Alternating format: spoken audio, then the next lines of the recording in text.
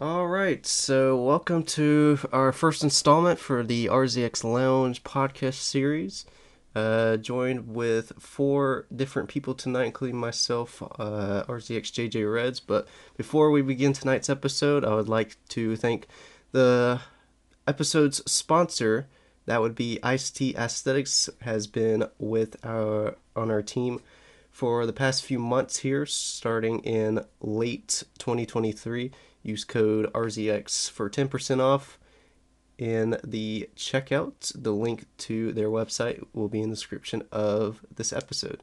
So, fellas, thank you for joining me tonight. I am joined with RZX's Nyx, Ultra, Razor, and Yoshi, aka Sam. And, fellas, how are we doing tonight? Yeah, we're good. That's for sure. Excited? We're doing Yeah. decent. Doing decent. Questionable. Questionable. It got worse as we went on.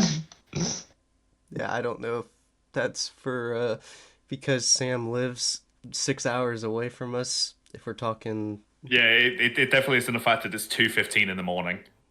yeah.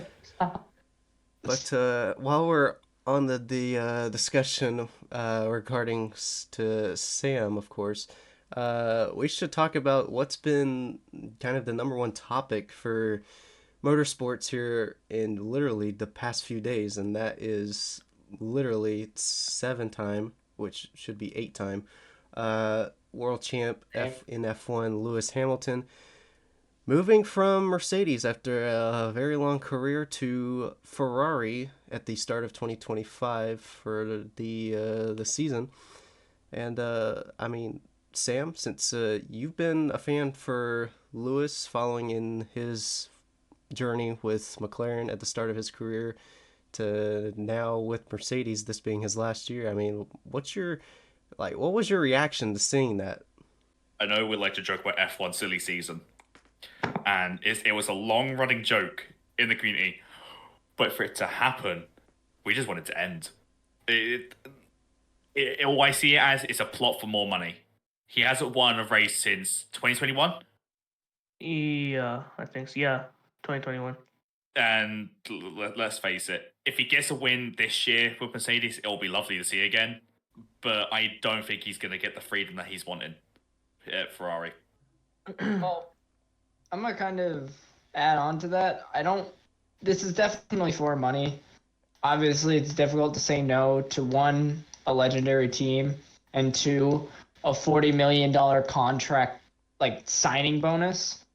But I mean, you gotta give it to the man.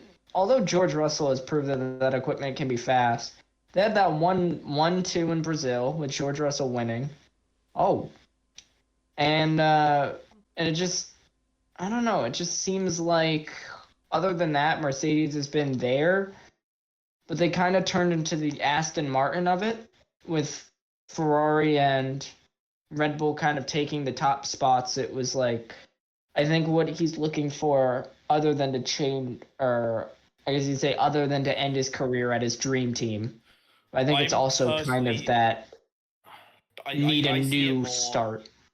Next, Yeah. I see it more as a ploy for more money, but Mercedes in general have gone back to how they were when they first joined the sport. But at For the sure. same time, If, didn't if they, you notice this, it's a repeated cycle. Red Bull and Ferrari were the ones running away with it every race for many years. Unless we're talking Brawn for the 2 seasons they were in, but that's not the point. Mercedes sort of came in as a mid-pack car, suddenly jumped in performance, and have won the last how many seasons just as a team? A lot. 2014 to now, so like 9-10 years. There you have it. And now look at them. They've the start of last season. They were slower than Aston Martin, and I think that just goes to lengths to how bad the car was. 2022, they tried something completely different, which is hats off to them. They tried doing something that should have worked in their eyes, but failed miserably due to the poor car design. Their gearbox was exceptionally heavy. yeah. I mean, they do have a new. They in those days when they had the regulation changes from 21, I'm pretty sure Mike Elliott was the chief technical Yeah, officer. Aston Martin Yeah, went around every team and pretty much took all the best engineers and stuff. yeah, but now this year they have back James Allison, which created. I'm pretty sure was it the W12 or 11? I'm not sure. 11. Yeah, 11.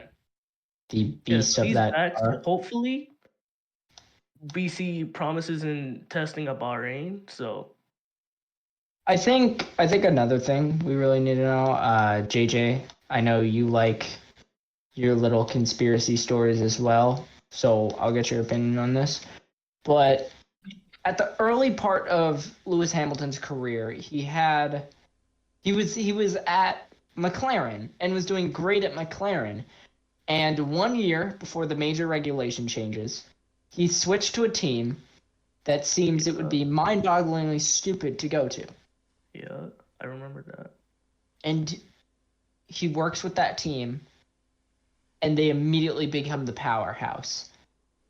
Although Ferrari isn't, too great when it comes to consistency, they love to be accident prone. I mean, Ferrari's Ferrari. Other than the red on their cars, you see the red from the fire from all their exploded engines. Ferrari are But too it's just unreliable for yeah, their own it's good. exactly for that. I think if Hamilton comes in and does what he does best, which is build a team around him, I think it'll be good. But I think there is also that worry of Leclerc still being that number one driver. So, I mean, JJ, you're a conspiracy man. What's your kind of thought on that? I mean, I when I first woke up the morning of it happening, I was like, I mean, is he about to do this? Like you said, like a year before he went to Mercedes before they left the V8 era and into the hybrid era. So, and of course, we're getting these regulation changes for next year, or is it this year? I don't really remember, but It's the next major regulation changes. So 1 year before. yeah. So I don't see like Ferrari, you know, becoming the top dogs, actually challenging Red Bull for the championships now. Whenever he does make his debut for Ferrari, I know it's in a lot of people's heads that he's really about to, I guess, do this all over again like he did at McLaren, where everyone thought that he's an idiot for leaving a team that is capable of winning races. Where whenever he joined Mercedes, they had only won, I think, one race at that point. I think that was 2012 with Rosberg at China, I think. I think that was their only win of that season. And yeah, like just so much like hatred towards his decision on leaving and joining a new team. But I mean, I don't know. We could see something extraordinary, him doing this all over again. So I mean, I like it. I really want to see what's gonna happen, but we'll just have to enjoy this last year here in 2024. It's something I want to add on to that. Yeah, Mercedes had only won one race um, in its return to F1 back in 2010. So I want to say he took the biggest gamble of his career. But here's the thing: the second Hamilton left that team, they fell back, and they fell back in such a way it was shocking to everyone. From the bad engine choices to just the poor management over the entire team, McLaren fell off. And you can agree or disagree with that, but it's true. Let's face it. It's only in the last, I want to say, 2 years, they've really kicked the pace back up. Silverstone last year, especially being a good race. Don't forget about that sprint one that Piastri got. Yeah, Piastri showing a lot of pace as like his second season in 2024 now. Oh, don't even bring up Piastri. I still get annoyed. I don't know if you guys saw about this. How Piastri was going to supposed to be beat Rookie of the Season because he was going to get more points than Hamilton for his opening season in F1. But that's an impossible comparison because JJ, you might be able to remind me of this. The max points you could get in a race was like 11 back then. Seriously, 11? It used to be like 10 points max. And what year is this? Like early 2000s? Yeah. It used to go 10, 9, 8, 7, 6, 5, 4, 3, 2, Yeah, 1. it was I think it was top 8 in points would get, points. Hey, I'll say one thing. We kind of we can move into NASCAR right after this. Take history in the past. Harvick moved from RCR to Stewart-Haas in NASCAR. Ended up winning the championship. Kyle Busch moved from Joe Gibbs Racing to RCR in 2023. Won 3 races. Lewis Hamilton moved from McLaren to Mercedes. Did a hell of a job. I don't know the stats from 2013, but I know he did a hell of a job. I can't remember. I believe it was. I don't remember the name of the rally driver. He moved from Hyundai to Toyota and won the championship in WRC, I believe, not too long after that. I think I don't know Nix is forgetting about Larson leaving Chip Ganassi in 2020 and absolutely dominating in the 2021 season. That's true. Well, that was for other circumstances, but I mean, even still, if history repeats itself, which it loves to in racing, I think Lewis Hamilton, although not winning the championship, I think he's gonna go back to the top of the podium once this season, along with being around second and third quite often.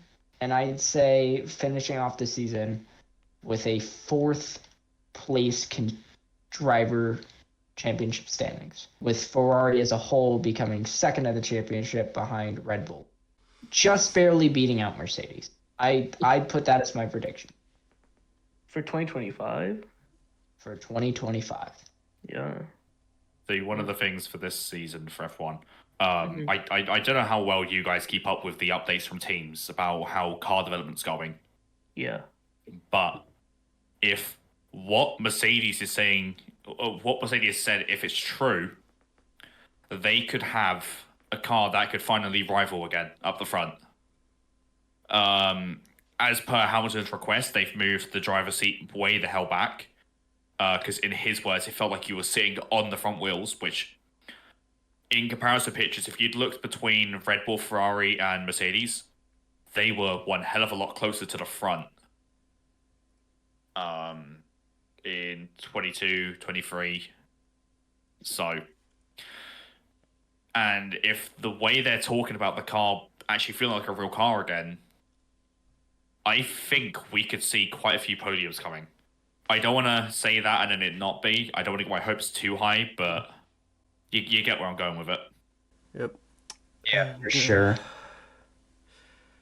Yep. So, we'll, obviously more things and updates would happen in the world of F1 as it goes on, but we'll kind of leave F1. We might return it to later, or it might be brought up a little bit later tonight, but let's kind of move over to NASCAR, as, of course, NASCAR season is just around the corner, as it somewhat began in the West Coast in LA.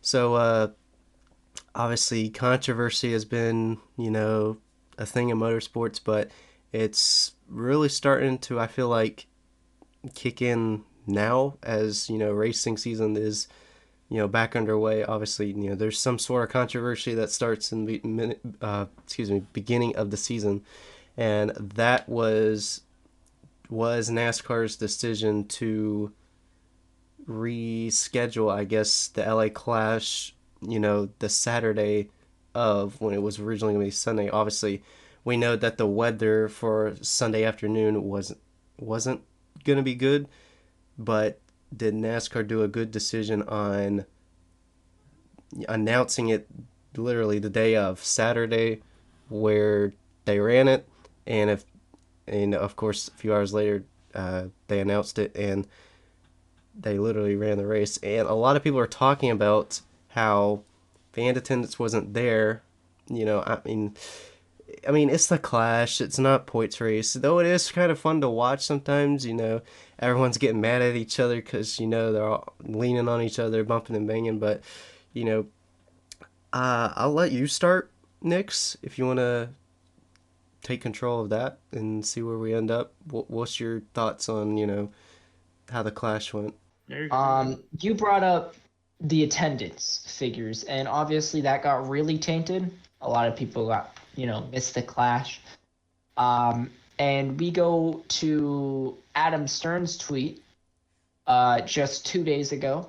Fox Sports 1 got 1.51 million viewers for Saturday night's Busch Light Clash. Now, 1.5 million isn't too bad for an average NASCAR race, but it's not great to start the season. We talk about how it was in the past 2 years, with 2022 having 4.2 million people watching and 2023 having 3.6 million watching. So it declined, and it stayed on that decline. But this rapid decline, although probably because it was on a Saturday and not a Sunday, it hurts to see. And I think because of that, something's got to change. I mean, the racing product out on the track was amazing this year compared to last year with its 16 cautions, and I believe this year's only 3. I thought the Clash was good, but I'm still definitely 50-50 on having it at the Coliseum. You guys put your thoughts into that. 1.5 million viewers is a big decline. Yeah, that's a pretty big drop, especially how NASCAR has gained a lot of popularity with all the exciting things that happened the last 2 seasons. Of course, the big change of the cars, leaving the Gen 6, and now we're here with the next gen cars. And of course, at the very end of the year, we saw Chastain pull off the most unbelievable move to get himself in the championship race. And we saw a lot of chaos and drama the following year, uh, mainly due to Denny Hamlin being the character of NASCAR. But yeah, I think this is kind of a sign that I think NASCAR, because hear me out, I think the Clash, having a nice little exhibition race, for the fans before Speedweeks in Daytona, but a lot of people want the Clash back at Daytona, whether I feel like it's the road course or the actual oval of all things, but I just They should do that. yeah. Daytona is on my mind, and it's on a lot of people's minds. Everyone thinks we should go back to um, how it was, Clash, duels. They had the IROC races and all that other stuff just before the 500. Um, but if we want to talk about the Clash being the exhibition type race, I think NASCAR, because NASCAR's done a good job last year of expanding it to not just the U.S. I mean, because they have the whole European series going on, they have the Mexico series, and of course we have a Garage 56 team running for the Le Mans 24. I think NASCAR needs to keep it going. I mean, how many years has it been since we left Japan? And where I'm about to get with this. It's been like 30, 40 years. I think I really want to see an exhibition before Speedweeks at either Motegi, which is the oval they used to run at for one race, which is also an IndyCar track, or Suzuka. I think Motegi would be the more popular choice because oval. Obviously, viewership is going to be kind of odd. I mean, I don't remember if they broadcast the races back in the U.S. They probably did. I mean, it's been forever, and I haven't seen the They races of broadcast that. them. I think they showed them the day as a as a recording. Like they still broadcast it to us just a day after, when it was at a time that would make more sense for the US. Because obviously Japan's 22 hours ahead of us. So, I mean, unless every NASCAR fan wants to wake up at 7 o'clock in the morning so they can watch a race that's taking place at 6 o'clock at night completely across the globe, I think that would be the move that they would have to do. Put it on streaming site or something, and obviously we got that streaming. So Yeah. that wouldn't be an impossible. That wouldn't be impossible. It'd definitely be a possibility, but it's a stretch for sure. I don't really know, but Suzuka obviously, even Suzuka East when they ran it, I believe they did that in the Busch series, Xfinity series now. But that was a pretty fun track. You raced NASCARs on that track in certain games. I mean, all of us are used to it in Forza, and it's always a hit. So I would not mind seeing that. So it kind of just comes down to NASCAR's overall choice on what they want to do with the Busch Light Clash. I think with the clash that happened this past weekend, I think they made the decision to move it up a day way too late in the day. Yeah, that is true. Yeah. It was definitely the decision, but the right decision, just a little too late. They should have done that earlier in the morning, because that definitely hurt, like, at race attendance, possibly the viewership as well. It's just one of those decisions that they've made that's not, it's good, but it's not good at the same time. And since obviously you're now chipping in for the first time, Razor. Obviously, we just heard your thoughts on the whole decision on, moving it a day before it was originally scheduled.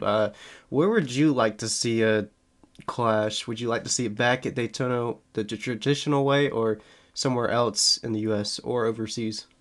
Oh, there's only one track, Bowman Gray Stadium. No. Oh, yeah. Oh, yeah. No. As much as I would want that. No. That would be a hit. I think that's, while a dream, definitely not gonna happen. I mean, NASCAR didn't even want to go to a purpose-built dirt track because it didn't have enough seating, let alone It's not a Bowman Gray dirt track, Stadium though. only being. It's a grassroots. Well, I'm more local saying sport like track. using that. I know, but even using like that, Tony Stewart is, one, co-owns a NASCAR team, two, does so much for NASCAR media, and does not hold his opinion for anyone. He's a great figure in NASCAR and definitely gives the raw emotion side of being a businessman in the sport. He has a purpose-built dirt track. Not only did NASCAR take the Truck Series away from that and move it to Knoxville for a messy race, but that's a purpose-built dirt track. It's been made, and NASCAR decided we're not going to do that. We're going to put dirt on Bristol, not so we can have a better product, so we can have more people in the stands. I mean, sure, temporary grandstands are a thing, but for Bowman Gray Stadium, absolutely not. That is a football field, my guy. With a racetrack built around it, it would be good. Like local short track racing on a Saturday night. It would be great. Or what they could do is, I believe the K&N series, they used to have a little oval set up on the back straightaway at Daytona. Yeah, battle at the beach. Yeah, that would be cool if they did that too. So they could keep Speedweeks at Daytona. Ultra, what's your opinions on the whole clash? I mean, I didn't get to watch all of it because I had a couple stuff to do, but I did watch some of it at the end. I mean, I liked it honestly. I usually don't watch the class a lot, but for the first time actually sitting down and watching a couple laps with them racing so close and beating and banging, honestly, I liked it. It got me hyped up a little bit. But Denny Hamlin did win, so I'm pretty sure a lot of people, don't like Denny And Hamlin. he had But won, so I hated it. no, I didn't. I didn't say I hated it. Did I? No, I'm just messing with Oh. you, average NASCAR All of our fan. favorite drivers. No, I'm pretty actually, sure Denny. speaking of Denny Hamlin being NASCAR's biggest villain, why don't we actually move into the rivalry we saw at the Clash? I feel like that's something we rivalry should happened? talk What did I about. miss? Tell me. Not only was Ty Gibbs and Joey Logano, but there was Ricky Stenhouse Jr. and Mike McDowell, Stenhouse and Nemechek, Reddick and Chastain. I mean, these were big things that Fox never covered. But, I mean, thoughts on that? JJ, you're obviously a big JGR fan, and I'm not a excuse me, JGR fan, but I do enjoy watching Ty Gibbs. I think you got the wrong Exactly. impression on that. I like seeing early season rivalries. Obviously we're not gonna see that at Daytona because no one's gonna be stupid at that track. Well, stupidity happens at Daytona, but not that kind of stupid. But if another incident, happened between some of these guys, I think us as friends are gonna be entitled to a special treat. Let's just say, because it happened with. Actually, it really didn't happen because in the Clash when Kyle Busch and Joey Logano were kind of taking small jabs at each other. I mean, we really didn't see that at all, really, because Kyle Busch was, he was so good last year, and then Joey Logano was terrible last year. So, I mean, I don't know what's gonna happen. We even go back to 22 when they fought for the first Clash win. We didn't really see anything until Gateway when they fought again. Logano coming out on top. So Denny Hamlin, Kyle Busch, Ryan Blaney, Joey Logano, Kyle Larson, the top 5 at the LA Clash this past Saturday, and of course next week is officially Daytona 500 Speedweeks, starting with Wednesday night qualifying, followed by Thursday night dual races, and then of course the actual race on Sunday. And while we're on the topic of Speedweeks, now, who are we guys liking? To have a good Speedweeks and maybe pull off the whole thing, getting the 500. I'm gonna step BK. in. Who? BK, Brad Keselowski. Brad, you're going for Brad. Honestly, for me, I'm going with Bubba. He showed super speedway pace, and obviously, team owner Denny Hamlin leading that team. Denny Hamlin always puts himself into a position to win at the 500. So I'm going for Bubba. Honestly, he can do it. I believe in him.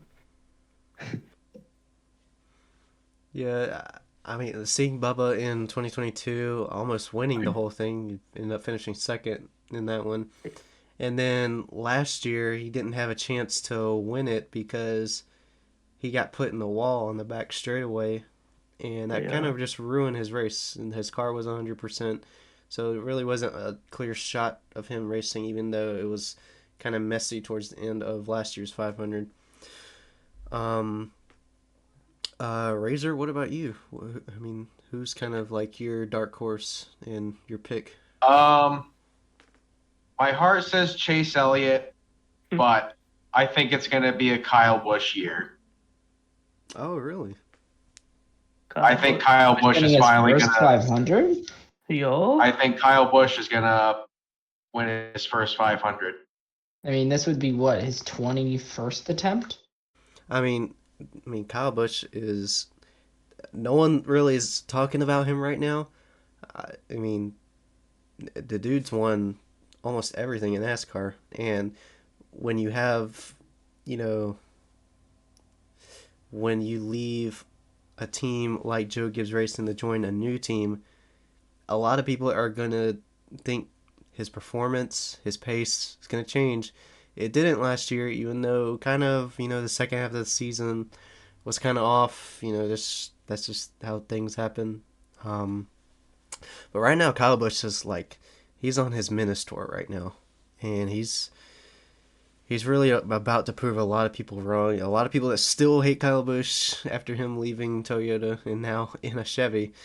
I think Kyle Busch is gonna have a pretty good year. I don't know about the 500. I like it, but I mean, I like I like your picnics.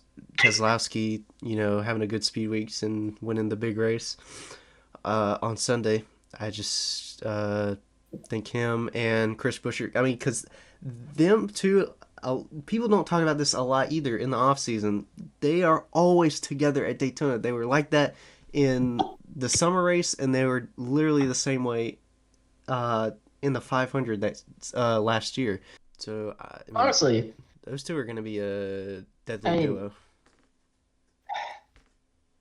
you can't forget we have someone who has nearly. Has David Reagan won a Daytona 500? I don't believe so. No, he has not won a Daytona 500, but he has won at Daytona. He won the summer Daytona race, I think, in 2011.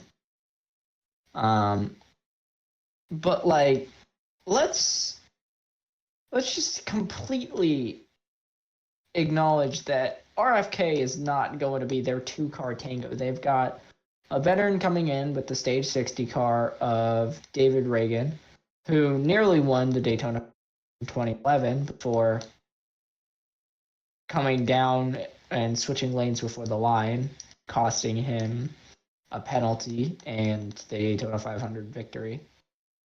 But I mean, hell, it's with those three. Once those three get linked up with these new Mustang front ends being really flat and being able to push well, I think they're probably going to be the team to beat.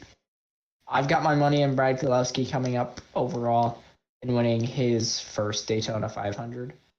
But obviously still an unknown. All right. So, yeah.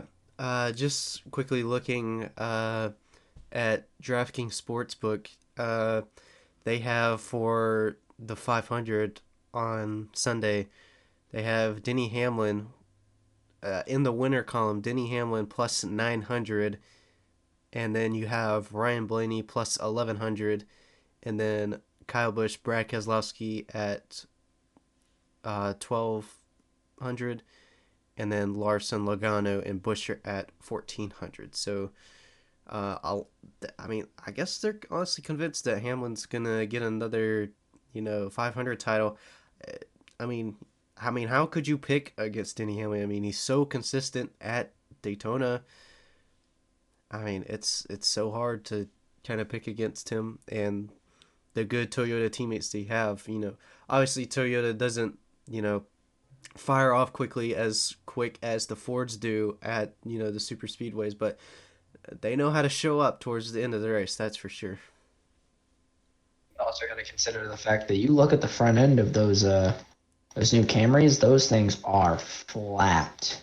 Yes. Those are very flat. Going to be good for pushing, and I think Toyota's kind of got their own fresh rebrand. I mean, they've got Legacy Motor Club now.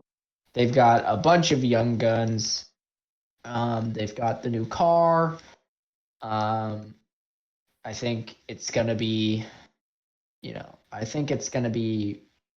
one of the closest seasons manufacturer-wise. I think with Chevy's drivers, Ford's just high-speed dominance, and Toyota's sort of resurgence, I think it's going to be one to definitely talk about, get even just a couple races in.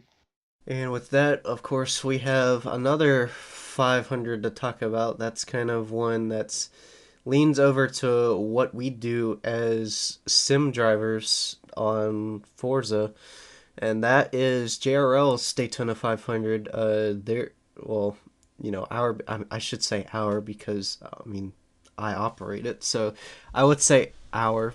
So yeah, JRL's biggest race, kind of, a race to say thank you for how many so and so years. This is going to be the third active running year. Obviously, um, it's nice to have a special race for that. Um, Last year's race was pretty good. We did have quite a few lead changes, but I feel like we didn't really have the package we wanted in that race. Obviously, improvements, still here and come.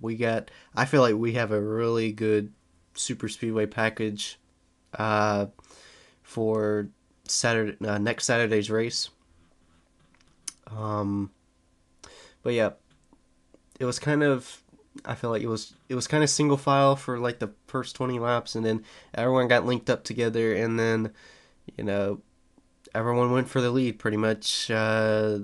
Pretty much to dominate. The top three dominant cars was MVP, Vanquish, and then you got Kart Racer there in the mix.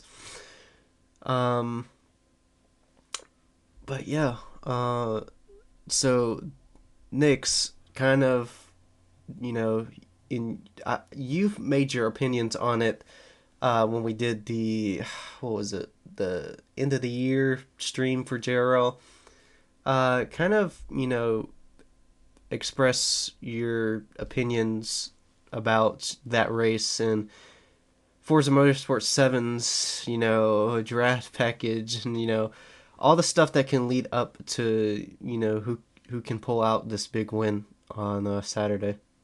I think the first thing of many it takes is patience, because Forza Motorsport 7's super speedway races are slow. They're slow and they're drawn out and they're very strategy based. You want to work with the right people, you want to make the right moves, because one slight mistake can either have you gaining 3/10 a lap, or uh, go from like gaining 3/10 a lap to being, twice the length you were when you first started your ascent back up to the front.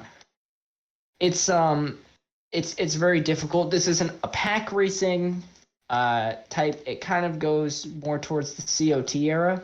You can pack race, but it's so much more dominant to be in a 2-car or 3-car tandem. Um, I think myself, I know Ultra. Um, I think I've come out in the Forza community as, I think, one of the best super speedway racers, whether that's on 7 or even the new game. Um, Although not having many Daytona 500s to my name, I think it's overall how many times I've won at Daytona that kind of speaks to where it's something you learn. I learned it. I'm able to use it. But if I could know all I know working with someone who also knows how to. It's going to be a struggle bus. So we saw that last year. I think we're going to see that again this year. With the new package, though, I think we're going to see a lot more pack. And that's what I'm ready for. I'm ready for the pack race. Devin, I think you could back me up on that. Yeah, I mean, pack racing in Motorsport 7 would be amazing because, like Nick said, it is kind of like the COT eras where 2 or 3 cars are the quicker compared to you just being in a whole pack. It's just not quicker in Motorsport 7. So, as a driver taking part in this event, I'm very well off what I'm hearing so far. I'm quite hyped up because pack racing and just Daytona, I just love. It's fun, amazing, and interesting with the close racing at a super speedway. So It's gonna be fun. Uh, we'll continue with this on to you, Ultra. I mean, in JRL, there is just something about you at Daytona that you just know how to do it. Like you don't really Yeah, have like a whole like game plan or anything. You just there's just somehow some way. It still kind of confuses me how you do this. You always end up right in the top spot at the end of the race. You did that in back-to-back seasons. Uh, yeah. no, not back. You did that in back-to-back Daytona races in season 3 of NASCAR, and you were kind of up there towards the end of last year's 500, but of course a wreck pretty much eliminated your chances to win that. Yeah. So I'll ask you this. I don't think have ever asked you this. What are you gonna focus on the most? What is gonna make you try to position yourself there for the last restart to get the win?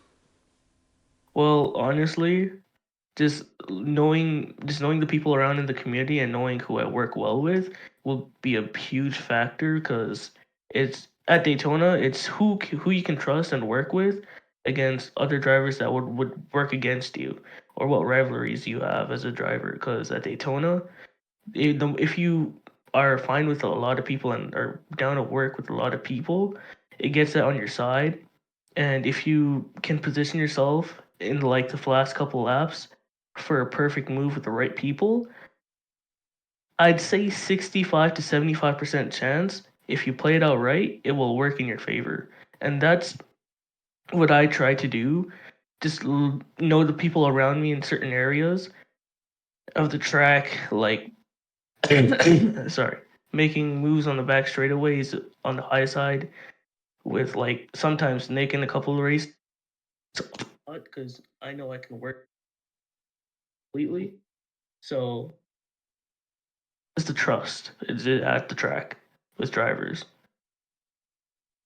And of course, whenever it's not me with Nyx, it's gonna be you and Ultra Nyx, and this is gonna be.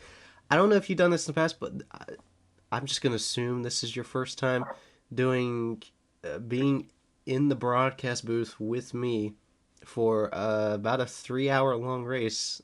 So, like, how excited are you to have an opportunity to do that?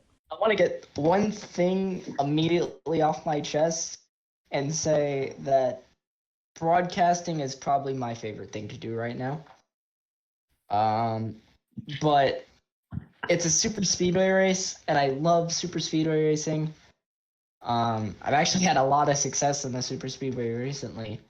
With a couple other leagues, I've won the Daytona 500s in them.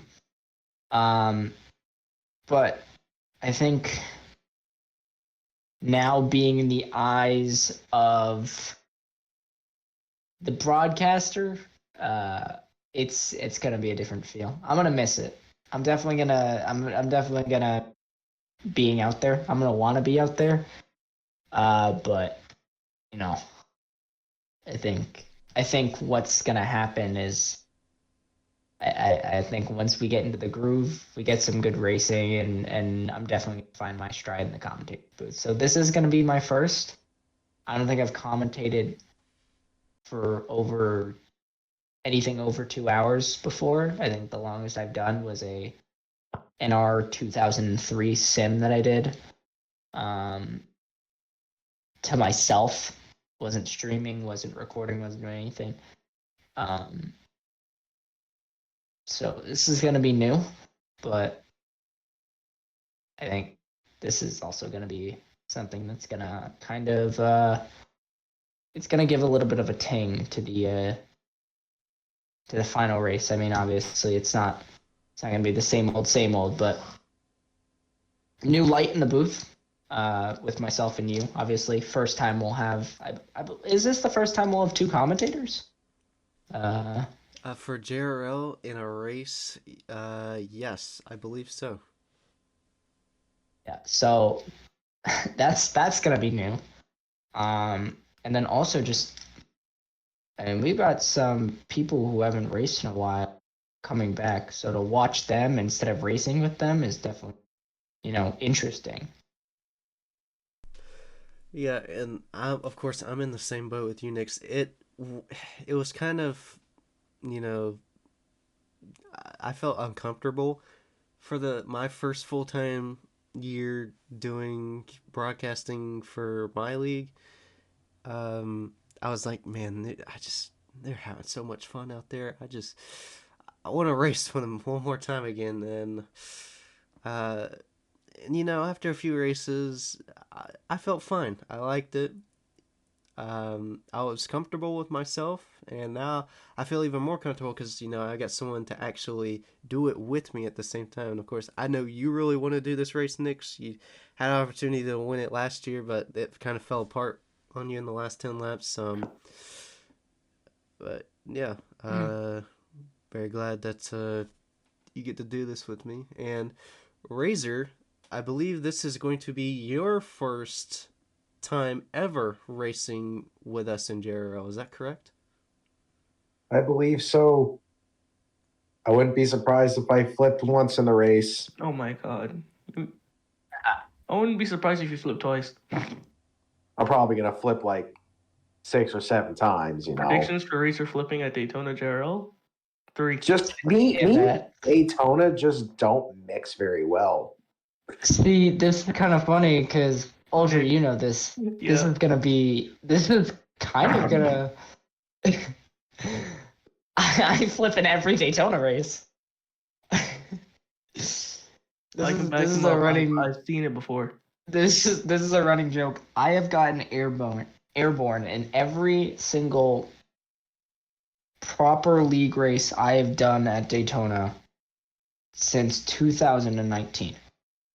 Every actual Daytona race I've done, I've gone flipping or gone airborne or done something of this sort. I mean, it even happened late in the JRL 500 race. I believe it was me getting tangled up and King Cameron and RZX cams incident and going flipping. So, there we go.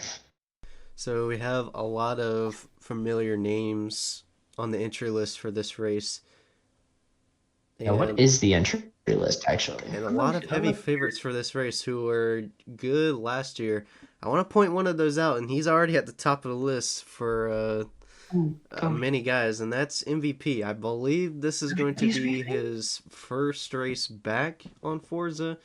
Obviously, he can't do it right now when he's overseas in Korea right now, but I feel like he's gonna be a heavy hitter. I mean, I don't know who he's gonna work with. That's kind of Hopefully it'll work. a debate up for grabs. But I felt But yeah, You've got a higher chance of him finishing last than him actually doing well. Don't forget, this is gonna be his first race back in 2 months. I want to say. more than That's that. probably longer than I think he left in November. You got to remember, he's gonna go from doing that straight into racing. He's gonna do one. He's got to get one hell of a miracle. I know. Like, don't get me wrong, MVP, he's fast. Don't get me wrong. Yeah, he's fast. Being fast isn't everything if you can't put it together. If you can't back up your basically pace and your strategies. This is something even myself has learned with my F1 career at the moment. It's you can have pace, you can have all the pace in the world. You could be dominating at the front. It's not so much the pace and domination you need; it's more your awareness and how strategic you're going to be about it. Like, say you've got. I'll use Mexico as a reference for this. The Mexico Grand Prix, very high up. You can run quite heavy on your downforce, but you're still going really quick. Turn 4. It's a great corner to make a move in, but if you're not side by side at the right moments and you know when to pick your moments, you're going to result in finding a barrier or anything really. You could crash out someone else. You could find a barrier. especially with just racing in general, you need to be able to pick your moments more than your actual pace. Yeah, I agree with that. Picking the moment to make your moves and everything. I want to say Vanquish is a similar one for that, but he's not at the same time. That man's just quick, end of. But at least he'll know when to make a dive or anything, really. And JJ, I think you can back that up because you race with him quite a bit. Yeah, as much as, Vanquish, kind of likes to have fun on the track, really, he doesn't do this, like, at all when it comes time for, I would say, MEA. I didn't see him at all do this because he's racing against Sean Barcode. I mean, Boberts really doesn't throw up a challenge for him, but really those two are the ones where, like, all right, I'm not gonna have fun with this. I'm just gonna go out Adam here. doesn't do much anymore. From what his pace was to now, I want to say it's dropped off, but it's gotten more consistent. Yeah, I think that's pretty much like his pace. Like, yeah, it dropped off in that last season of MEA NASCAR, but obviously no wins. But he had a lot of top fives and top tens, and that was enough to pull up the championship. I feel like if me personally, I mean, I don't want to brag about it a whole lot. I'm not really a bragger, but if I had made a lobby for the first round at Daytona, I feel like I could have challenged him for a championship. I mean, I don't know where I would have ended up at Daytona because that race was kind of chaotic. Just looking back on it, definitely he would have the upper hand on road courses, but that's just my opinions on it. All right, so see, we talked about JRL's Daytona 500, our big race for next Saturday. Now we'll kind of, since we're in the topic of, talking about MEA now, we'll talk into kind of what's been going around Forza Motorsports, community side, the whole leagues, the whole, of course, you have Tora pretty much stepping away from Forza as what's going on right now, waiting for everything to be fixed before events can be hosted. And of course, you have kind of smaller leagues willing to, just go for it, and they actually have people showing up for that. And uh, I feel like, unless you're unless you are Tora and you're someone kind of a smaller league, kind of just below Tora, MEA for example, they have a lot of people showing out. I just don't like that decision. If you're not Tora, that's something you really can't do. You should be doing something at least. Like, yeah, the game's not good, but I mean, give something that some of your, devoted drivers wouldn't mind doing. Obviously, we ran the last series we ran on 7 was the M3 series. We didn't have a lot of people show up for that. It was mainly me and AMS Delete kind of, you know, dominating that deal. But every week we saw people come back. You know, I don't think Rewar showed up. Really, actually, I don't remember if Rewar even made a race in that. But yeah, and that's something JRL is really what we're trying to do right now is we want to keep something going here. We're trying a lot of different things now when it's outside of Forza to give our other side of the community an opportunity, to race. Uh, but yeah, what's your guys's opinions on Tora leaving Forza for now? Wise choice, if anything, considering the state of the game at the moment. The fact that we can't go in and spectate, we can't do commentary over the game. the sessions. Rama showed this. The massive lag spike he had. I could probably pull the clip from somewhere. Yo, The that clip invisible was car hilarious. glitch. Who edited that clip? Yeah, the invisible cars, the no steering issue. Are you talking about the Um, Zenitsu clip, Ultra? Yes, bro, that was I'm hilarious. I pretty loved sure it. Oh that my was God. Nezrama that made that clip. Because I just like I was on my way to school, opened up Instagram, and I just seen that, and I just laughed so hard, bro. That was Okay, yeah, just sent that amazing. clip over. If you want to show that. I loved it. We need more. even with, It's just I don't even. this game isn't where it needs to be. For what got hyped I, up I so much, it's a letdown. I don't think it was hyped up too much. I think a lot of people just kind of said, I don't really think it was hyped up.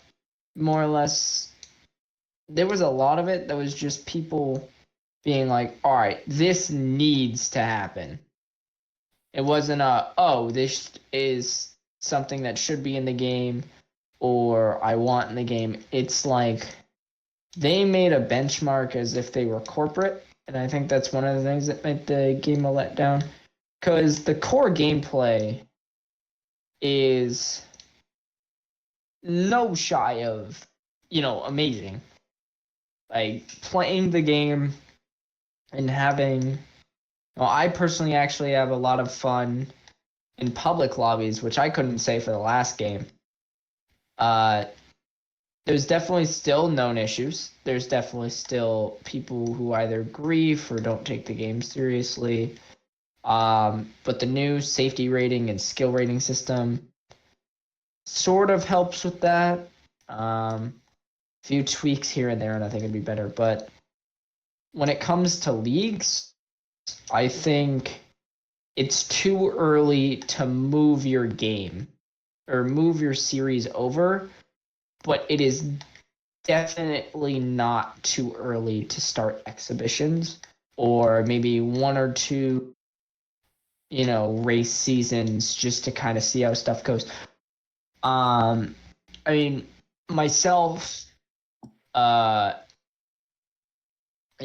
URA and Losic put together a Daytona event, and although we had 45 minutes of issues, once we got it going, it was one of the greatest probably events to be held on Forza Motorsport 7.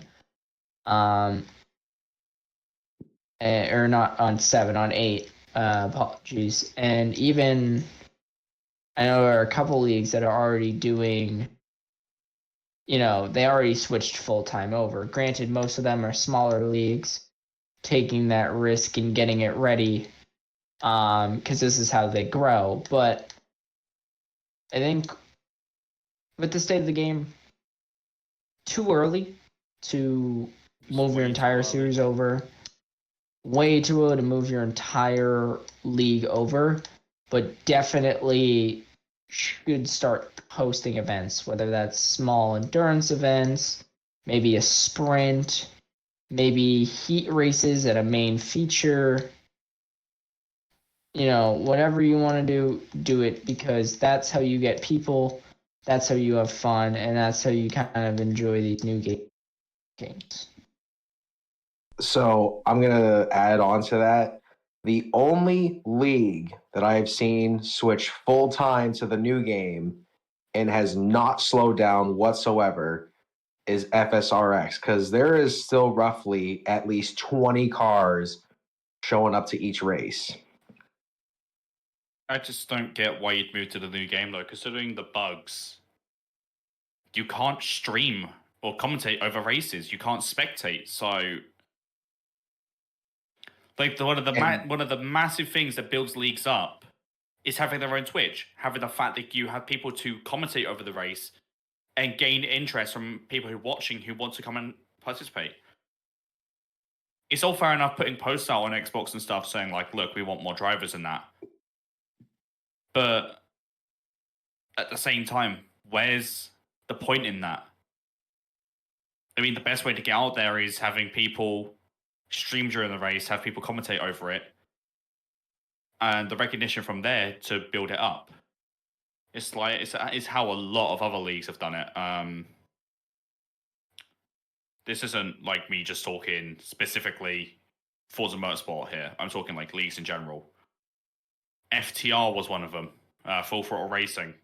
No idea what they're doing now. But they used to have constant commentary, and that's how a lot of people started coming in. I think it got to a point where they had so many drivers active. They had 7 main tiers and about 4 oceanic tiers. And that doesn't include all the side tiers they used to do as well. The state of Motorsport now, for how long it's been out and how many bugs there are, is appalling. Yeah. And I mean, Rocket and Owl knew the issues with the new game, but they still went through with it. And it's still like they're still pulling in good numbers every single week. But the guys over there, they took the gamble, and it's paying off. Well, the other league that took the gamble and is not paying is XRS right now. FSRX took the gamble knowing the fact that it could blow up in their face. But they did have the fact of they had Motorsport 7 to fall back on had that not worked. But even at the moment, it's just, what game do you focus on? I wouldn't even say that. I would say, sure, you can have you could still have 20 people in a race. FSRX as a whole, just, I don't think it's the attendance that's the main issue with the new game. I think it's the opportunities. I mean, you mentioned it, Yoshi. It was 0 spectating, constant bugs, and you can take the gamble to go to the new game. Oh, guaranteed. You can take the gamble, but for a lot of people, it's not going to pay off. I mean, if I had a league with 60, 70 people and, would get on average 15 to 20 a race and move to the new game, as long as they have it, I know they're going to show up. That's not the issue I'm worried. I'm currently worried about with the new game. I think it's just... Even if you have the numbers that show up to every race and you move to the new game, a lot of people could just say, right, screw this, I'm not coming back. Not from the standard of driving or from the other members, it's just because of the state of the game. Yeah, and that's kind of what I was like trying to get to. It's not necessarily a sense of I'm not coming back, because they still have 15 to 20 people and they're doing great with that. But there's no new people. What the new game really is, what a lot of leagues want is new faces. They want new people with a new game, gives new opportunities, and kind of a fresh reset for the entire league. You can move over to the new game, but if it's still the same people, if it's still the same people, what you're gonna get, like it's I could move my dinner from a plate to a bowl, and at the end of the day, it's still the same exact thing I had in the other thing. It's just shown differently. And you're not getting anything new out of it. So it kind of defeats the purpose of going over, which is why I think exhibitions are the only thing that are good right now. People will see, okay, there's an exhibition. I can do an exhibition. I can deal with it for one race. Or, oh, this might be a good thing to try, see if the new game is ready for this, or see what we can do with the new game by trying out, whether it's a NASCAR division with the Oldsmobiles, or GT, or Touring Car, or MX-5 Cup. That's in any situation, MX-5 is just slap. Of course, and you can have those either like a 4, 5, maybe 6 race series, or you could have just an exhibition race that's based off of a real life event. That's what I think the new game is for right now. It's in its beta phase. We're testing the Yeah, but waters. even then, and then once it gets a little more polished up, I think we can move. I wouldn't say Motorsport's in its beta phase. It's just in a crappy phase at the moment. Like, doing the same thing over and over again, trying to fix the same issue. Definition of insanity. They're just, Turn 10 at the moment, I want to say, are just doing loops with us. They say they're going to fix something, and in turn, mess something else up. Another example of that, Codemasters and EA.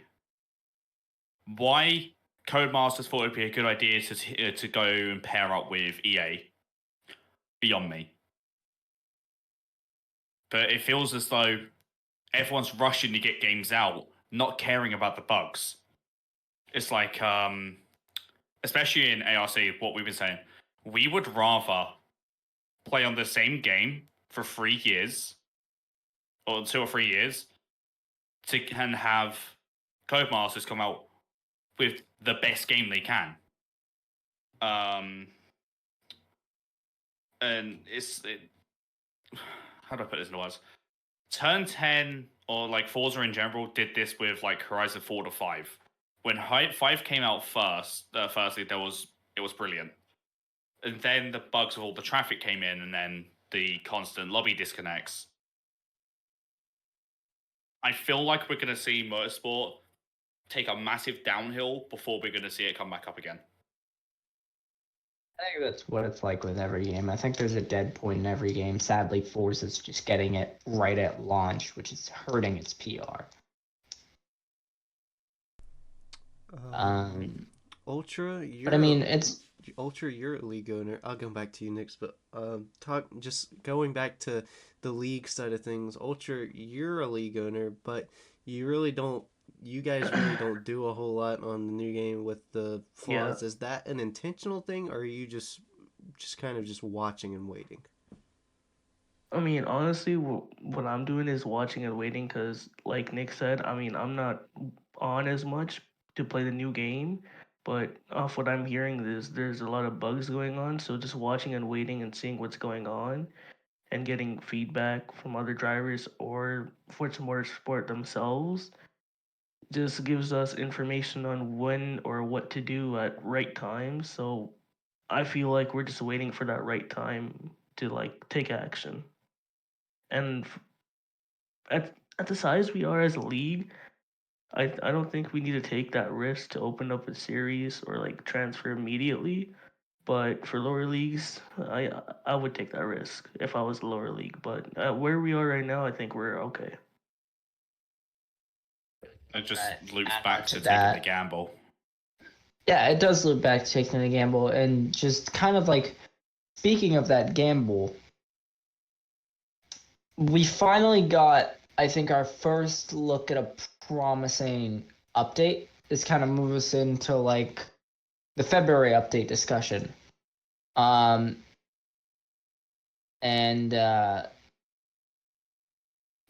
getting the Nürburgring Nordschleife in update 5. We're getting the Mercedes AMG 1 in like its proper form. We're getting the biggest bug fix update so far for Forza Motorsport's I guess you could say their history. Out of the 4 updates that have come out, update 3 had the most bug fixes, but I don't even think that was the big issue. We got Daytona in update 4. And we got a bunch of bug fixes, but I think now this is going to be the first main update that focus on private lobby. So this kind of goes back to Because most of the bugs they fixed were public lobby stuff. They wanted to get the public side of the game done, and then they'll move to the private. I don't know what y'all's opinions are on this. I like it. I think what they did in Update 4 really helped the game. But just, your thoughts. I'm gonna kind of send it to you guys. Just your overall thoughts on this whole situation.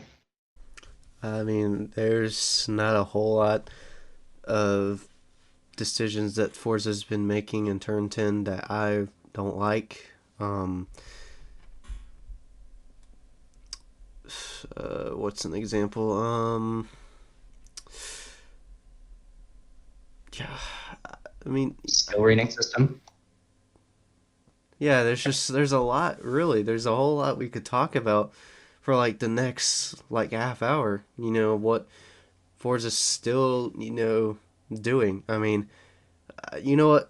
I'll go ahead. Like the first week, we all saw all these problems of the game being released. They were so actively just, I don't know why they're doing this. Like they don't look at the competitive side of Forza when it comes to like these new games. They were so focused on the Builders Cup, the career mode. They wanted all these solo players to have a good experience, but what about your long time like people going all the way back to the original Xbox or even Forza 4, which was the best game in the Forza franchise by far? What about those people? I mean, can we get like what happened to the good times of racing? I mean, you guys really wanted this like whole cade, style game to take a new level, and really all we got was just absolute chaos. For sure, I can definitely back you up on that one. Yeah, and I think they maybe knowing that they were putting the game out onto Game Pass immediately when it did come out on the release date, um, they probably were focusing on a lot of the people that probably weren't in the like original games that they put out, and probably focused a lot on the newer like drivers that were to come in and explore the cups and everything. But I'm not sure, so Yeah. that's just For what I sure. think. I mean, it's the same thing that sort of happened with Horizon 5. I mean, Horizon 5, the most played Forza Horizon game, just because it came out on Game Pass. It was easily accessible, and just the Horizon games are easy to kind of pick up. And I Horizon think 5 is a letdown. it was a big letdown for the hardcore Forza player, but these casual fans don't really know that, and I think that's. I mean, a lot of franchises are doing this. They're shooting for the casual because of how big just everything is now. Yeah. How easy it is to get your You thing know out there. what You would don't be have to worry. nice? You can still strive off of casual fans. What? You know what would be nice right now? Especially in general for games coming out? Mm. A new version of the older games. More specifically, like Forza 3, Forza 4. More like a remastered version with like the best graphics, but the same style gameplay. Like the only thing I'd say to add to Forza 4 is support for the newest like generation of controllers, better graphics, and that's it. Because let's face it, like JJ said, Forza 4 was probably the best Forza out there. Forza 4? Horizon or not Horizon Motorsport? Yeah. Oh, wait, what are we talking about? Hold on. Horizon Motorsport 4. Oh, Motorsport. okay. I'm like, in my opinion, Horizon. I'm like, I thought we were talking about Horizon, but no, my favorite. Oh, Horizon 4 is still one of the best Horizons. It doesn't beat Seriously? 1 or 2, but I like 3. Horizon 3 was my favorite. I didn't like 3 for the pure fact they messed a lot of the engine sounds up. Mm. I can get over that. That's more of a nitpick than anything.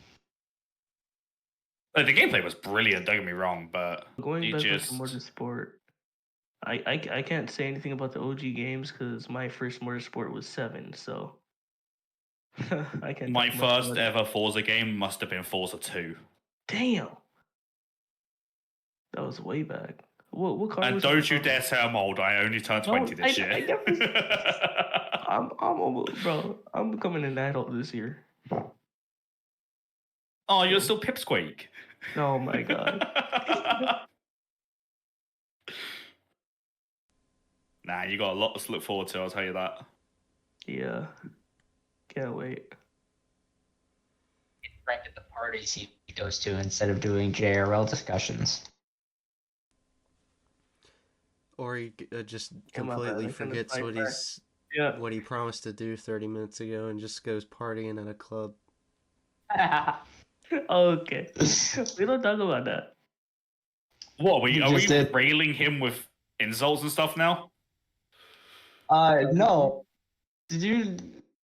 Bro said we had these interviews lined up before the JRL end of the year review. No, we don't talk about And it. Ultra was like, yeah, for sure, I'll be there. It's only like a 10-minute interview. Only 10-minute talk.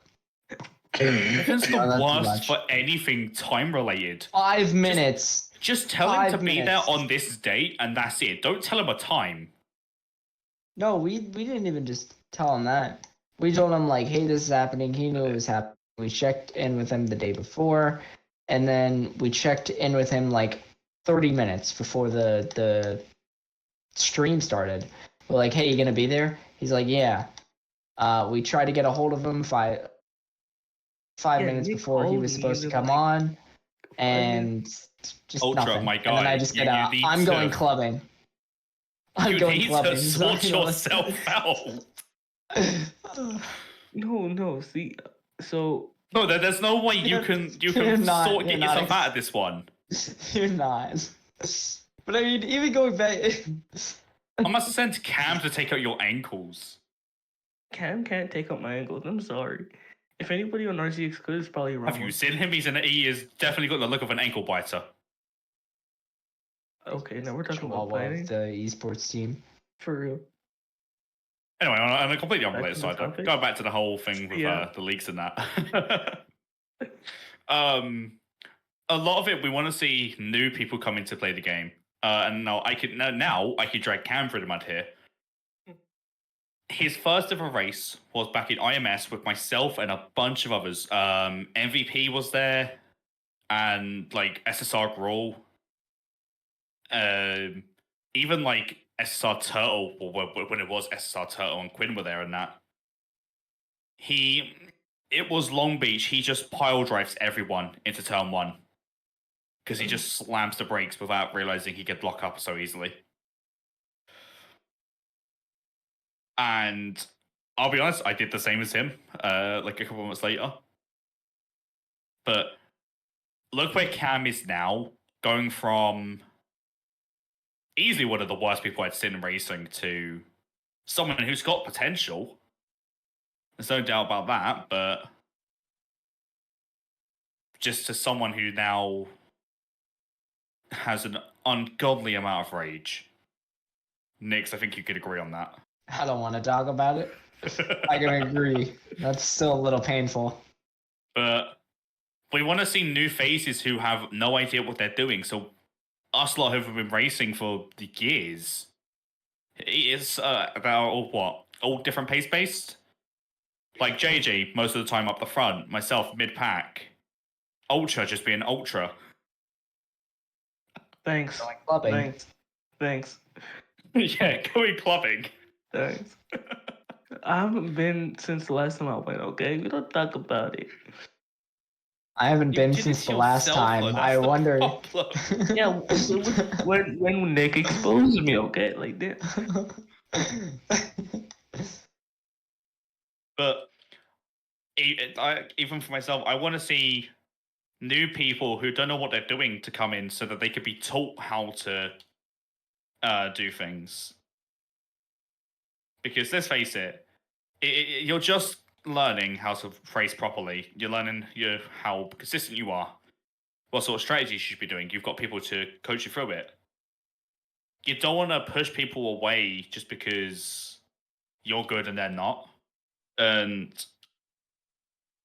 new faces are everyone needs. I think all leagues should have some new faces coming in with the new game past games a lot. And Also, kind of add on to that, I don't think it's just new faces that should be, coming in. I think it should honestly be kind of like a whole new generation of drivers. We need more guys, but also don't say that because knowing not our necessarily, luck, knowing not our luck, we'd have a bunch necessarily. of 7-year-olds coming in. No, Well, I don't mean it like that. I just mean like I know what you people mean. from other Like a whole new leagues generation branching of those. into just kind of like generation of like us, like drivers that are all similarly paced. I know most of the RZX team is pretty similarly based. There's definitely some that excel in Until you have JJ and other Rama. spots. Well, even JJ and still, Rama are it's just like, a league of their own. I mean, even still, I'm definitely still close on pace with both of them, race Unfortunately, wise. with I you mean, guys, not Forza is qualifying not lap. where. I know a lot of us have our own like areas of racing where we do well. Some of us do quite well in rally, as opposed to track racing. So a lot of us do open wheel racing a lot better than like GT or something. I'm a good example of that. I'm generally better for when it comes to F1 than anything else, which we need some F1 going on in JRL at some point. I'm on F1 as we speak. 23? No, but I could. 23. Gonna look at that after this. So, Actually, I'm But- gonna show you guys something on 7 after this. My brain's gone blank. What was I talking about? New generation. New Yeah. generation of So drivers. it's like we just need like those who are new to racing in general coming in. Because I'd rather have people who are new to racing and don't know what they're doing than The same guys over and over and over again. yeah, the same morons, the same lovely like, give us the new people. experience. Exactly. It's like when Cam first joined us at IMS, we had no clue what to expect. Yeah. And he gave himself a very bad picture very quickly. But let's face it, we've all done that one or more times.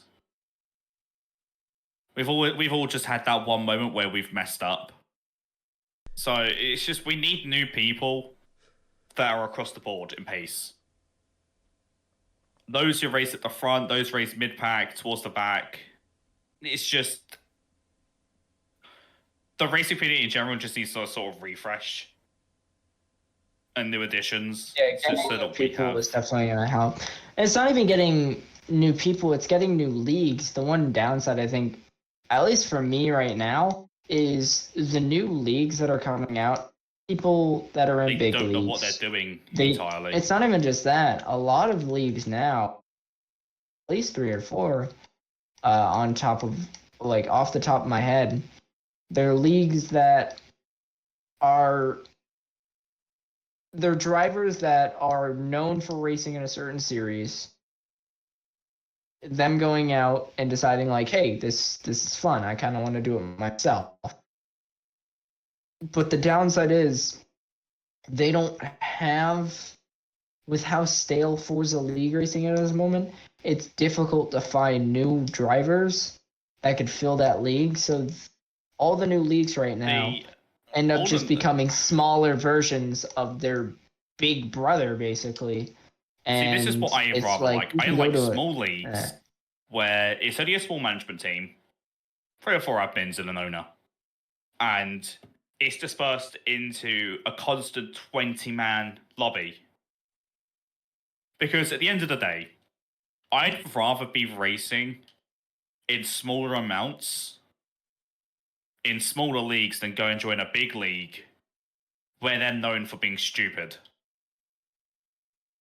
I wouldn't even say stupid. I just mean like in general, it seems like leagues right now, anyone that's opening up just kind of becomes the little brother or like a feeder series that goes into, the main thing. Even with like Ultra, your league, I know one of our ex-admins made, their own league, and they get maybe 5, 6 people, sometimes 8 a race. And all of them are just guys from ours, and it's Yeah. not necessarily a bad thing. It's just kind of hurts to see like they're trying something, they want to make it work. They're trying to make it work. We can do as much as we can, but we're so limited because the player base right now is just so limited. And See, kind of creating your own identity is difficult, right? Wait until the It's boom like comes, it's and more sure. specifically like new leagues coming out. It's also the new teams that are coming out. Like I've come across quite a few like Yeah. unknown names that are just Even right dicks at the end of the day. They face at the front in other leagues because they would deliberately go and join slower leagues just to dominate, and it just ruins the experience.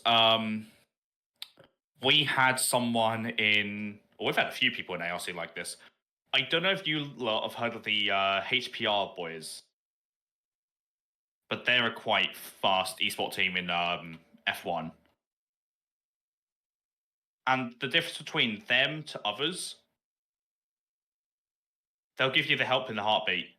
Like a lot of us in here, if someone asks for the small help that they need, say, to gain a second overall in pace at a track, someone in here is going to be bound to give tips on how to do something.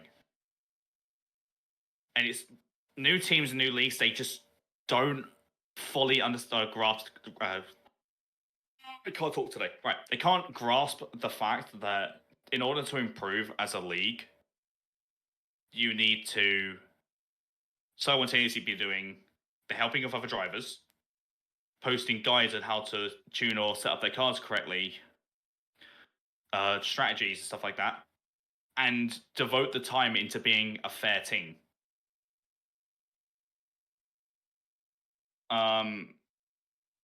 It's a bit hard to explain, but I kind of get what you're saying. A some lot of the new leagues teams don't have what you would want. Like, you could come across a league that's got 3 constant tiers running, always getting 20 drivers. But the steward team or the admin team are just poor at their job. So a lot of incidents go unlooked at or not properly looked into, rather. Having good management over your league is probably what's best. It's just, yeah.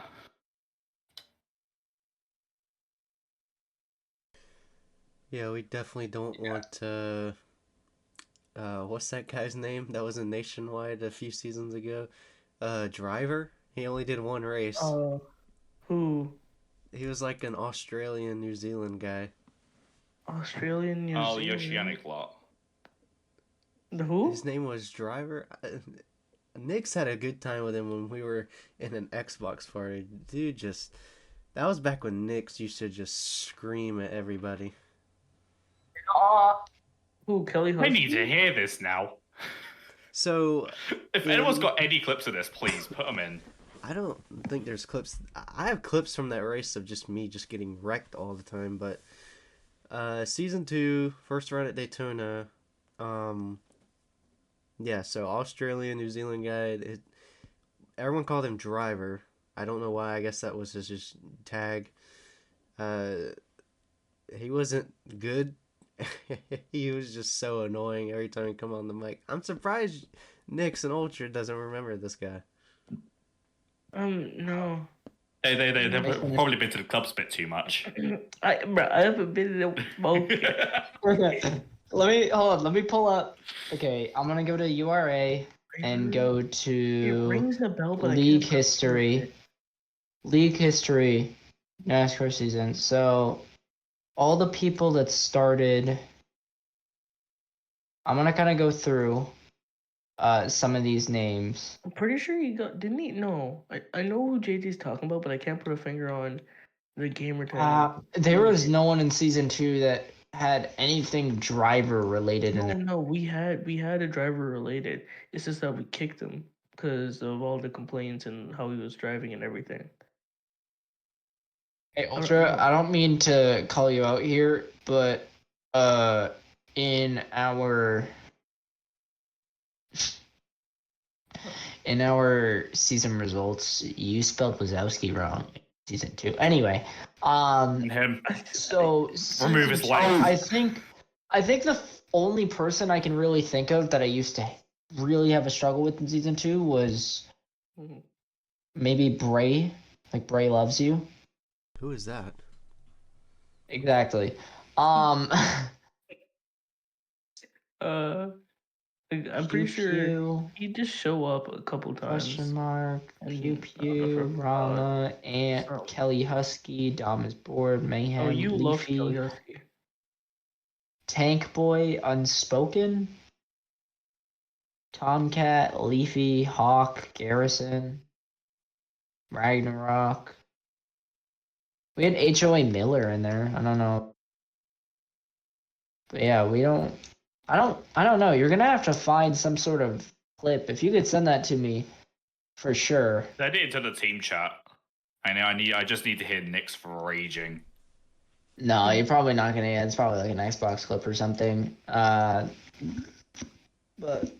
All right. Well, that was quite a long discussion on Forza. We definitely I could got our definitely two say a c- lot more we got here. our two But cents on what we felt about it right there. I'm that sure. might need an episode to itself. Yeah. You know what? We've just done an episode in an episode. Let's go. You Something ranted a we lot did there, want to talk Yoshi, about though. though was the F1 liveries currently. Wait, what? Carbon fiber. All right, Oh, next yes. topic. Yeah. Fiber. Yes. Carbon fiber. Yo, did you guys see the reel I sent you? I'm pretty sure Yes. it's AJ and Nick. Carbon fiber. Yes. On the GTR. Carbon fiber. That clip has been so widely used. I'd be surprised if anyone didn't know it. Razor, do you know it? Oh, what clip? The carbon The clip? Japanese dude going carbon fiber. Carbon No. fiber. See? Carbon fiber. Carbon fiber. Carbon fiber. No, I don't know it. I'm about to smack this dude's lap time out of the water I'm in about to Ohio. slam someone into the barrier in a minute.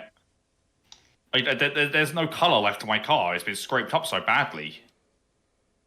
That's it. Here, Send it before we down the move inside. on, You don't know what you're before we doing. move on to anything, I think let's kind of take a break from all the controversy and all the chats. This kind of leads us into the next segment. Overall, how y'all's week's been doing, and also, what's your Super Bowl pick? Oh, So next question, and don't know because I don't follow the Super Bowl. I'm British, okay? JJ.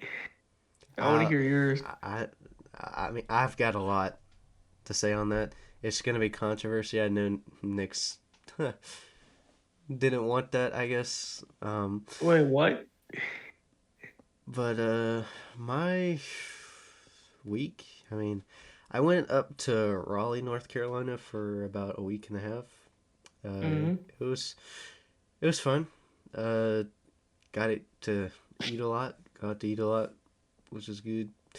But about halfway through my trip up there, I felt like I had strep throat when I woke up one morning because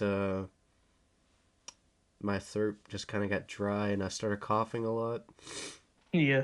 Um, and while I was there, of course, I brought my Xbox. I didn't expect to race in Nationwide at all. I just mainly took it, just to watch Netflix and stuff. But I was like, you know what? I'm kind of bored. I'll go race with you guys. So I did. Thank you for putting more points into the owners' championship for that 25 car. Much appreciated. Mm-hmm. And the second day I was there, ironically, it was the AFC Championship. And yeah, you know what? Yeah. Me an ultra Ravens fan, so let's just go ahead and get down to it. If we're gonna talk about Super Bowl picks first, Kansas City and San Francisco, I'm 100% honest when I say this. I'm not watching the Super Bowl. and I'm not saying that as a joke. Seriously? It's like a serious thing to me, because after that game, it messed me up so much. Like I For was just, bro. So I don't know what, but after that game, like I was stressing like I've never stressed before. Like not gonna lie, that was my first time actually watching every game of one team of football. Like I never used to be hooked on a football, but until you hit me up and say, "Yo, Ravens," I'm like, yo, say word. And I've been on that, and then just seeing them just lose to the Chiefs on how they did, I was stressing after that game. Like I didn't even feel like watching the Super Bowl, but my family said they're going to, so Catching his own pass was cool. yeah. I man, actually recorded that play, and the yeah, that people play that was were around me, and like they like couldn't believe it. I couldn't believe it. I didn't say anything when I was recording it. I'll have to show it to you guys after. yeah, that Um, play was amazing. but talking about the loss, um, I wouldn't say it was more of the Chiefs beat the Ravens. I would say, because this is a term that's used in the NFL a lot, it's more of the Ravens versus the refs in that game. Yeah, And that, not only has that been an issue with Baltimore, that has been an issue with the whole, like, all of it. Every team has had a bad experience with that in recent years. Now, Any game involving a ball is just team versus ref. Football yeah, over you here got a is no point. different at the moment. Yeah, Also, but if you guys say football and don't mean what I think you mean, no, I know what you mean. I No, no, no. I watch football like that he's too. talking about the Premier League, I Yeah, yeah, assume. the European. Yeah, yeah. Talking about the yeah, game the football where you correct actually definition of use your football, not foot. what not what the Americans call. No, we're just American cool football like and that. European football. Oh, well, I'm not gonna hop off topic, but I'll wait after the NFL predictions and everything. Anyway, back to what I was saying. There, like, there was just so many like inaccurate and Calls. just horrible calls like all Yeah. this season, and it's been a common trend with Baltimore recently. And ironically, the game that gets you into the Super Bowl happened to be between Baltimore and Kansas City. Mm-hmm. And I had a absolutely horrible feeling after Kansas City beat Buffalo in the divisional round. Like I knew something terrible was about to happen. It wasn't like I know we're gonna lose this game because it's Kansas City and Yeah. they're just so hot right now. It's more the fact that you know I have a feeling that something like that's gonna happen, and it did. The whole game it did, and Yeah. like and to not talk about the officiating side, like I don't like the Chiefs, and I don't say that is because because they're the most dominant team right now in NFL. Their team right now has absolutely no class whatsoever, no respect for anybody. And to all the Chiefs fans, players, if you're listening to this, I doubt you will, but like I'm sorry, but you're you guys have no respect for anybody right now. And maybe I should put up the whole, well, what about the Patriots, what they did in the 2000s? Well, yeah, the Patriots dominated and completely dominated against teams in the postseason, but they had respect for their opponents. Like Tom Brady, as much of a hothead he was, you know, during his time with New England, at the end of the day, he was respectful to his opponents, and he still is whenever he's in press conferences, podcasts, interviews, whatever. He always talks about uh, players he did not like going up against, and a lot of those guys were former Ravens players: Ed Reed, Ray Lewis. Um, uh, yeah, just and You what mentioned it. I'm a Patriots fan, so I mean, rough. yeah, just what was I about to say next? And to get to one player specifically, actually two players specifically, Patrick Mahomes. Like, yeah, dude's talented. You know, he's definitely gonna go to more places the way he's been playing here recently. But when it's not him playing football, he is just he's part of the reason why I don't like the Chiefs. Like Ultra. I don't know if you saw this, but pre-game, Yeah, yep. you Yeah, know I what I'm seen it. talking Yep, about, right? yep. Yeah. Mahomes But the kick and Travis tells. Kelsey Yep, yeah. literally took his helmet, footballs, and his kicking stand and just threw it out the way. Now, I don't know if anything else led up to that. I don't know if there's some, off, camera history between those guys. Probably is for such a reaction like that. I heard that that our kicker was on their side of where they were warming up and stuff, and they were Yes, just yes. yeah. He was on their side, and that's kickers in the league tend to do that. Now, is Yeah, it like to get in their head or make them mad?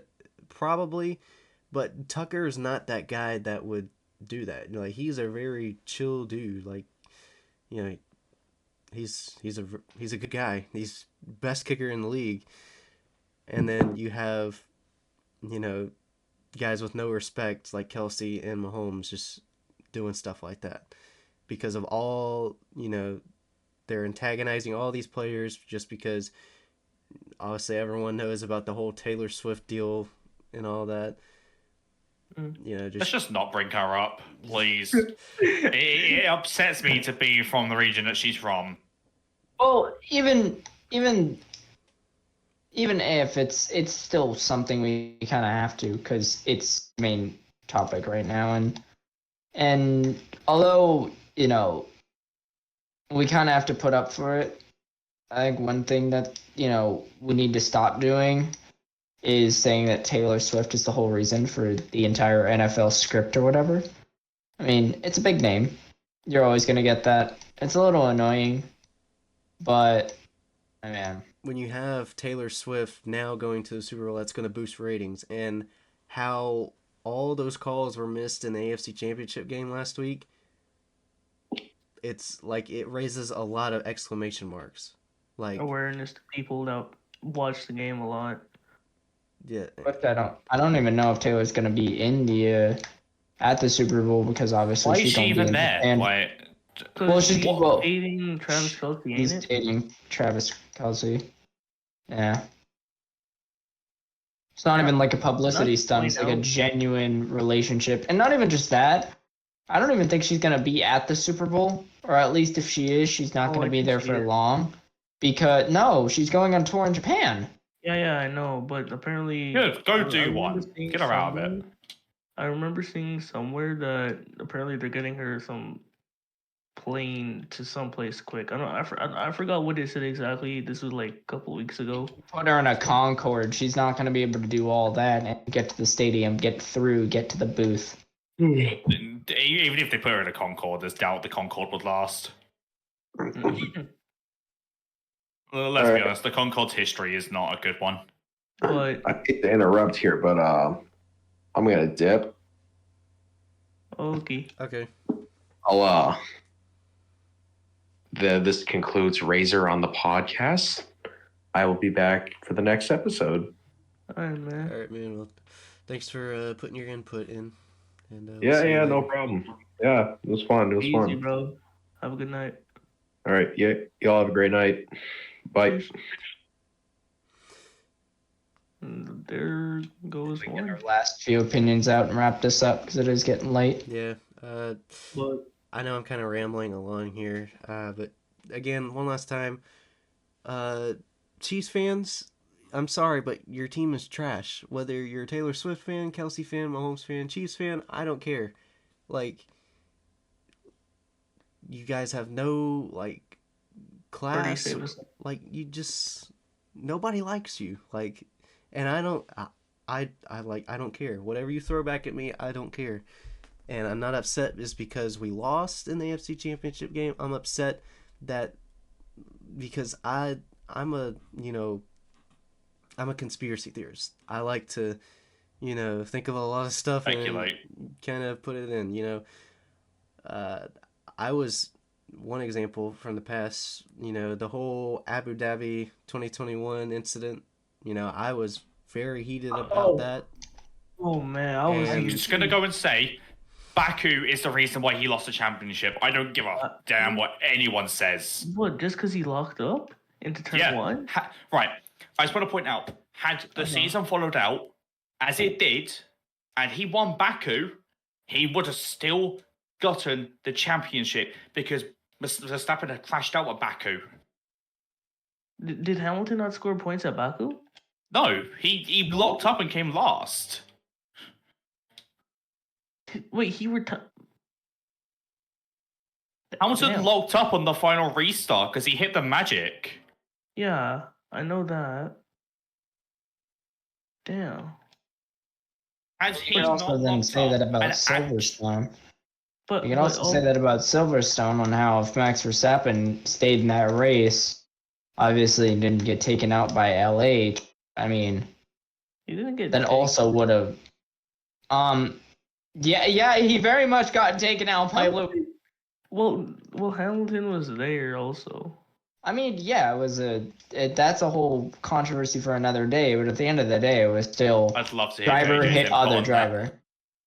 the But whole like, Monza I mean, incident. if that that. No, No. Silverstone. Silverstone 21. At the 51G crash. Which still isn't even the worst crashing thingy.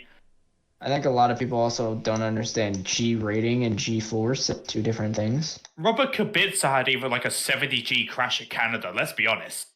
He did. What was the one? I can't remember what it was, but same race as Senna's death in Imola '94.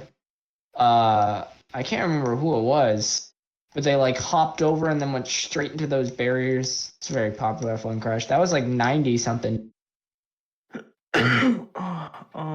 Ultra, if I have you added, do.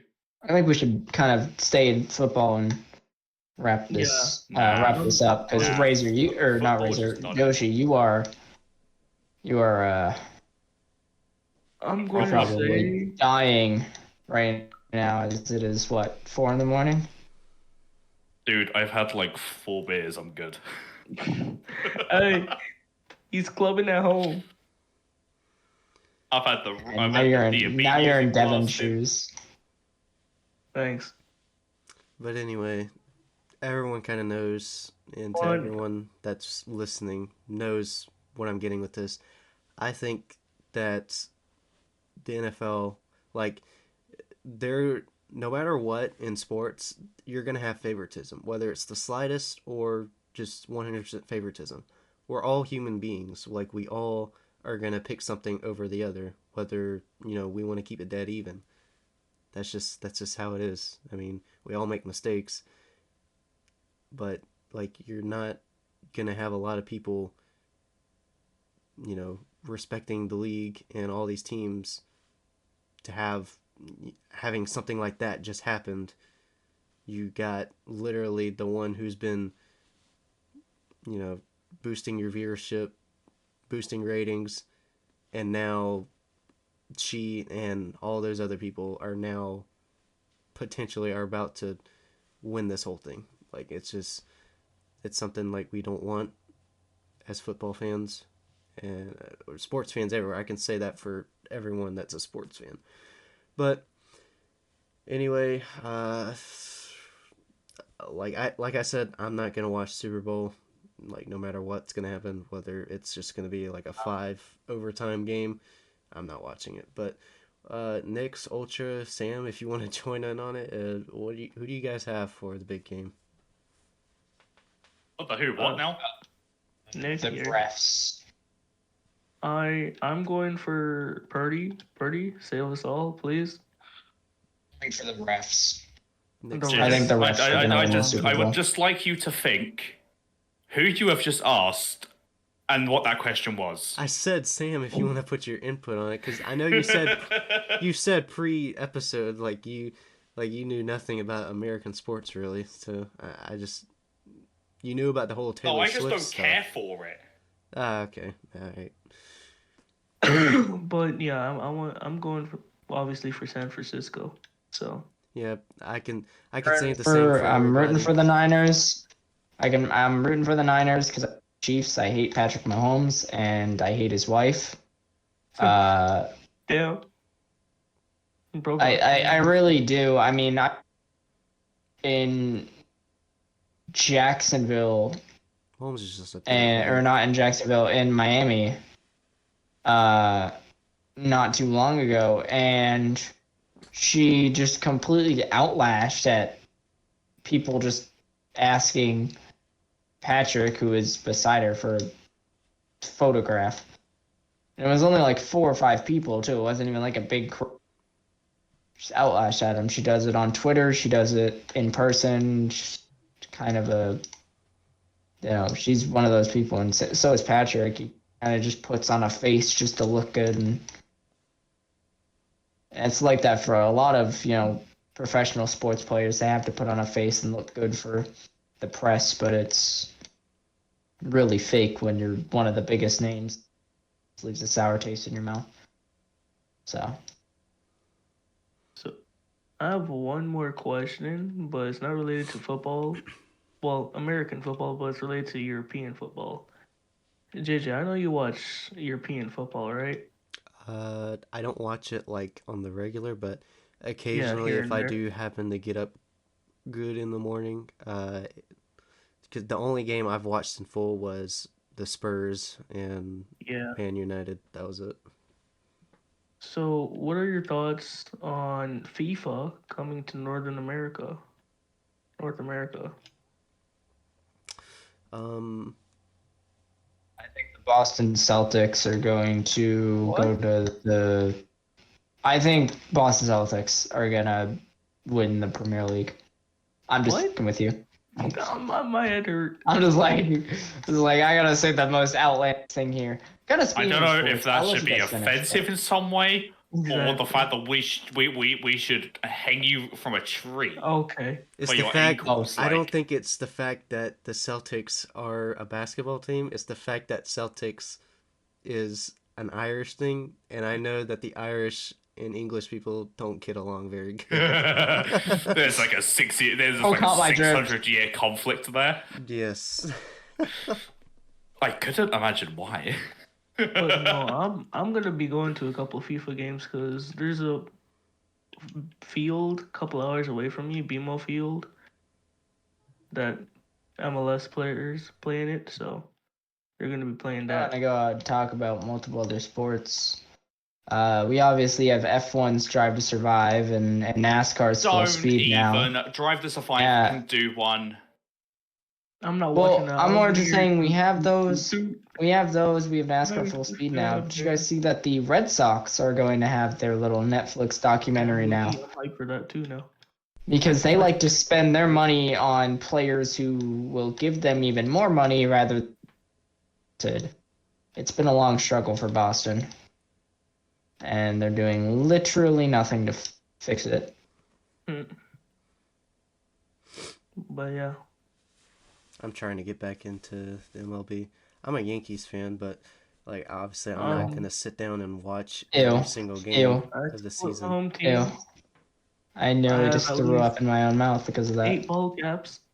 I like to be different. I live in the Southeast and everyone's a Braves fan, so like I just like to piss everybody off and be a Yankees fan. You are not going to be different to be a Yankee.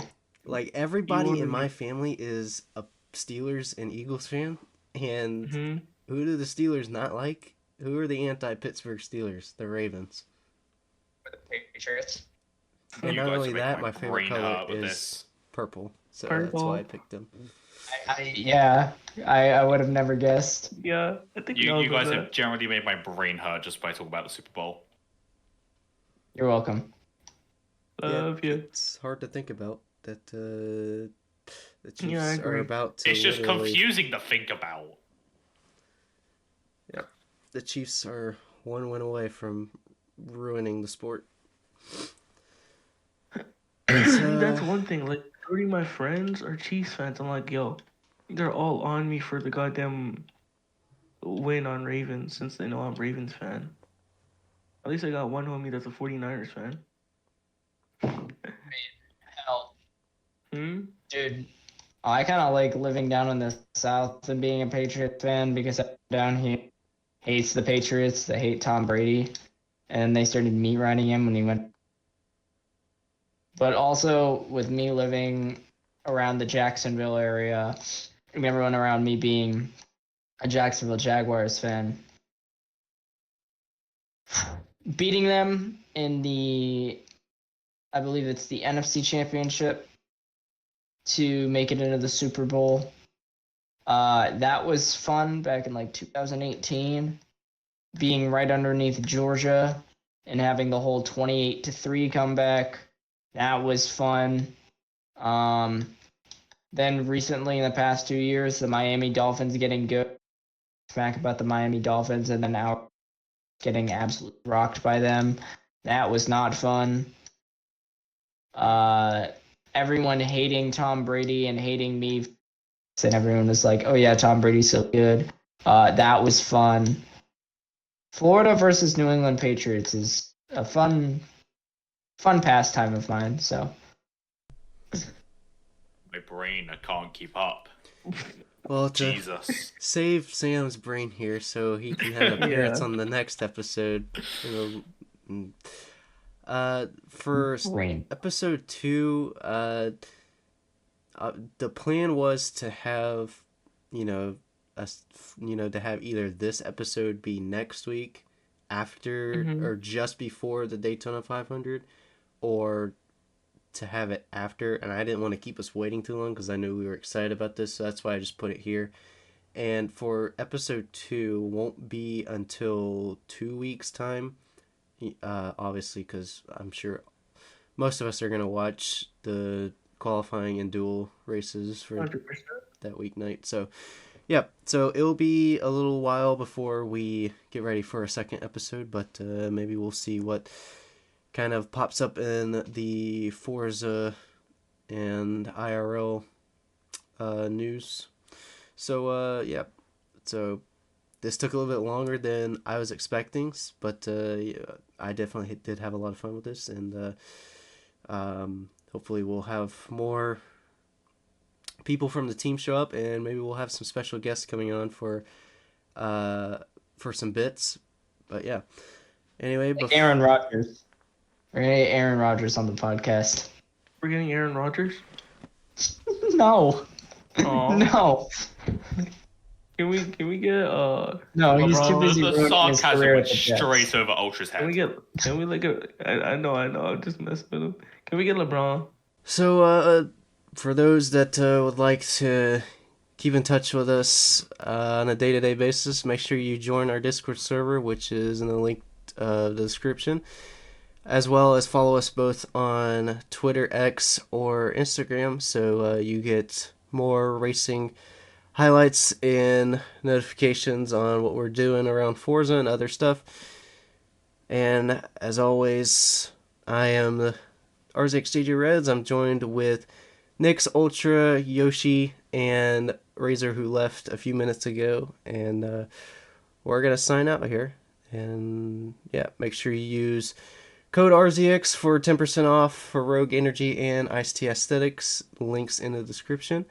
And we'll see you guys again soon. So thank you all for listening. And so long, everyone, and have a good night.